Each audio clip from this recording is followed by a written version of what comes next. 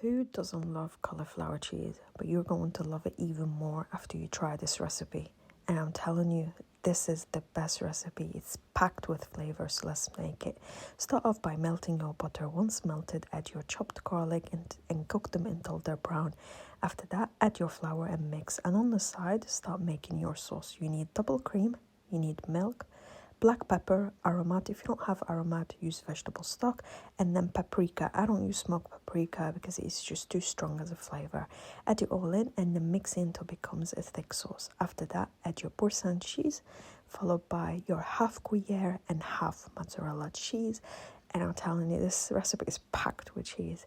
And then once you mix everything together, this is where the flavor is going to be taken to the next level. Add some miso paste and French mustard, and this will take this recipe. Oh my god, the flavor is wow.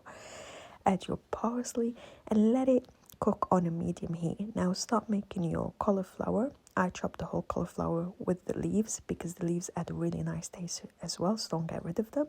Wash them and add them on a roasting tin with a bit of oil, garlic powder and some sumac until they're golden brown.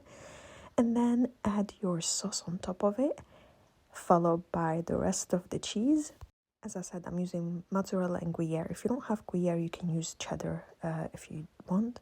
And then cook it until crispy and brown. And I'm telling you, this recipe is on another level. You're going to love it.